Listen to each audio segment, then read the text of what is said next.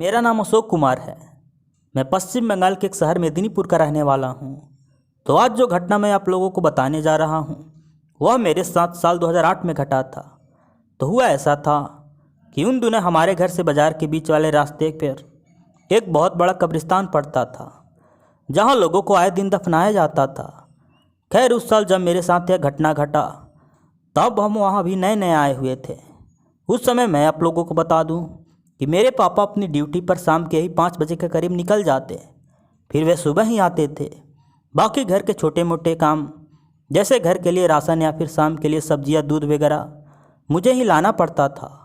मेरा भाई उन दिनों अभी 8 साल का था, इसीलिए मुझे ये सब करना पड़ता था।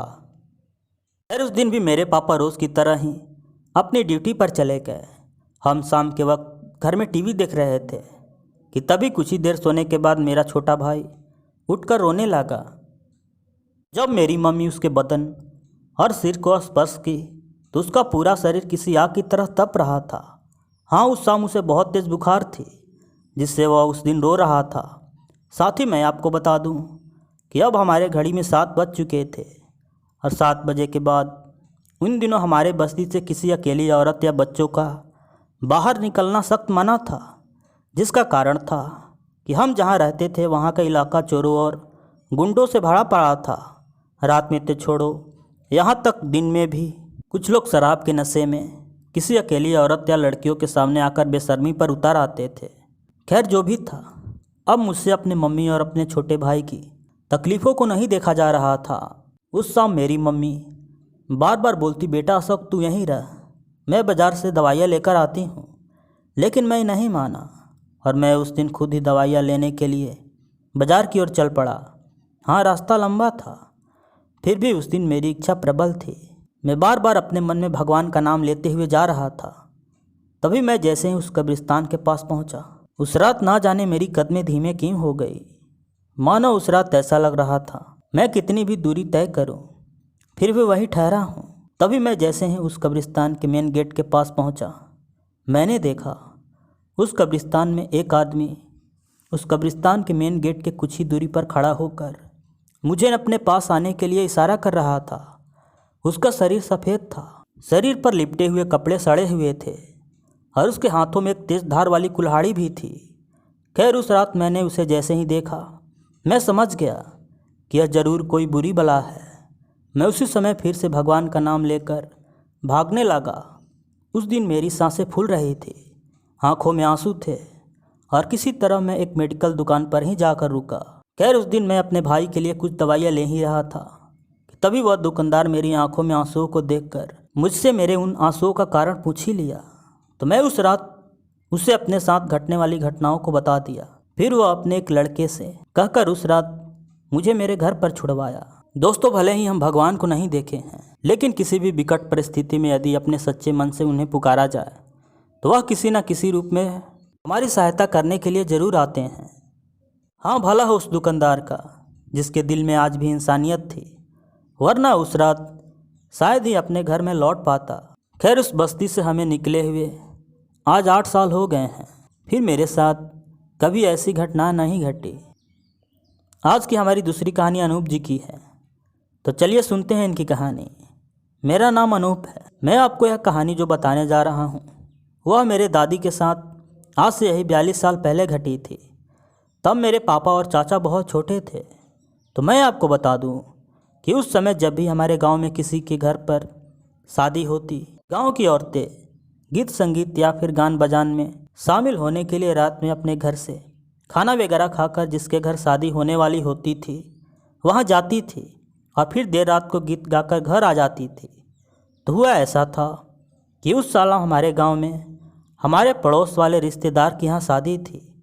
तो दादी उस रात खाना बनाकर और खिलाकर वे अकेले ही हमारे पड़ोस वाले घर जाने लगी। लेकिन दादी उस रात जैसे ही एक गली से होकर अभी गुजर ही रही थी कि तभी वे देखती है कि एक औरत जो दिखने में यही 6 से 7 फीट लंबी होगी और जिसके बाल उसके पैर तक छू रहे थे, वह उसी गली में मेरे दादी के सामने कुछ दूरी पर खड़ी थी। हालांकि मेरी दादी बताती है कि वह औरत पहली बार तो अपनी पीठ मेरी दादी की तरफ करके खड़ी थी, लेकिन जब जैसे ही मेरी दादी उस औरत वहाँ से पीछे लौटने को अभी घूमी ही वह औरत उसी समय पलक झपकते ही मेरी दादी के सामने आ गई, जिसे देख उस रात मेरी दादी वहीं गिर गई। हालांकि उस रात वह औरत मेरी दादी को नुकसान तो नहीं पहुंचाई, लेकिन मेरी दादी उस रात समझ चुकी थी कि उस चुड़ैल का मेरे सामने आना जरूर कुछ तो उसका मकसद होगा। और हुआ ऐसा ही। मेरी दादी उन दिनों गर्भवती थी, जिनके पेट में 5 महीने की जान पल रही थी। लेकिन जैसे ही 9 महीने पूरे हुए और जब मेरी बुआ का जन्म हुआ, वे मरी हुई पैदा हुई थी। जब हमारे घर पर एक दिन एक पंडित आया और मेरी बुआ के मरने का कारण उससे पूछा गया, तो उसने जो हमें बताया उसे सुनकर हमारे पैरों तले ज़मीन ही खिसक गई। उसने बताया कि जो चुड़ैल कुछ महीने पहले मेरी दादी को उस गली में दिखी थी, वह तुम्हारे पेट में पल रही संतान को खाने के लिए ही उस दिन आई थी और फिर वह तुम्हारे पास ही होकर रह गई है। उसने ही तुम्हारे इस बेटी को मारा है।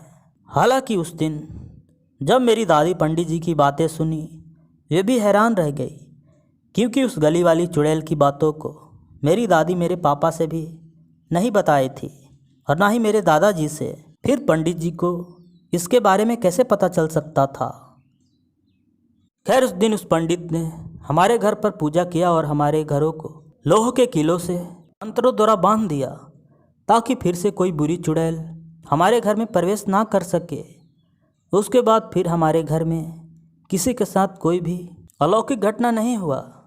दोस्तों, आज मेरी दादी के 4 औलादें हैं, जिसमें मेरे पापा, चाचा और मेरी 2 बुआ हैं, जिनकी अब शादी भी हो चुकी है। मेरा नाम निहाल सिंह है। मैं पंजाब का रहने वाला हूँ। तो आज जो घटना मैं आप लोगों को बताने जा रहा हूँ, वह मेरे मामा के साथ घटा था।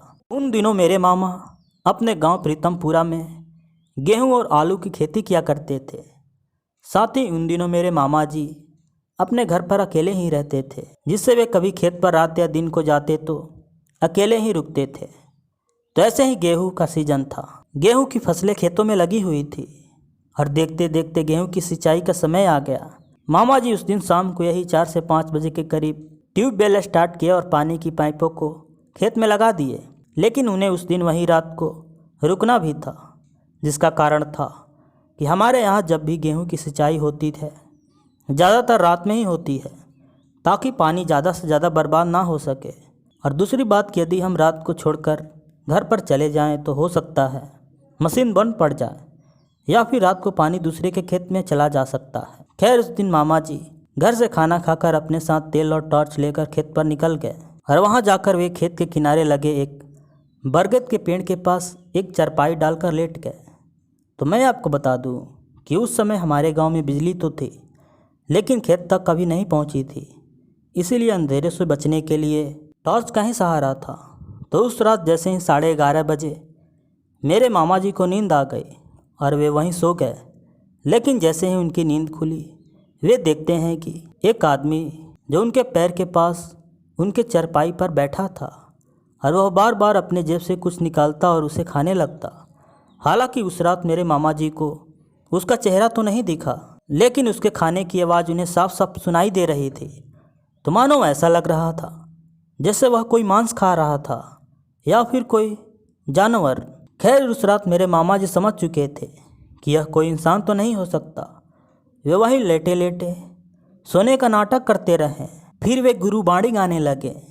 पहली बार तो वे धीरे धीरे गा रहे थे, लेकिन जब वह प्रेत मेरे मामा जी के चेहरे के पास आने लगा, तब वे अपनी आवाज़ तेज कर दिए। अब वह प्रेत उनके मुख से पवित्र गुरुबाणी को साफ साफ सुन रहा था और जैसे ही मेरे मामा जी उस पर अपनी फूंक मारे, वह वहाँ से अचानक ही गायब हो गया। दोस्तों, इस घटना को याद करके आज भी मेरे मामा जी डर जाते हैं। वे उस दिन उस अंधेरे में कैसे उस प्रेत से बचकर घर लौट आए थे, ये तो वही जान सकते हैं। लेकिन मैं इतना तो कह ही सकता हूँ कि मेरे मामा जी एक बहादुर इंसान हैं, जो उस रात डरे नहीं बल्कि हिम्मत से काम लिए। खैर, अब हमारे यहाँ मेरे मामा के गांव पर रात के समय पर कोई नहीं सोता, क्योंकि अब बिजली के आने के कारण सब आधुनिकीकरण हो चुका है। तो आशा करता हूँ आपको यह कहानियाँ अच्छी लगी हो। मिलते हैं नेक्स्ट वीडियो में, तब तक बाय एंड टेक केयर।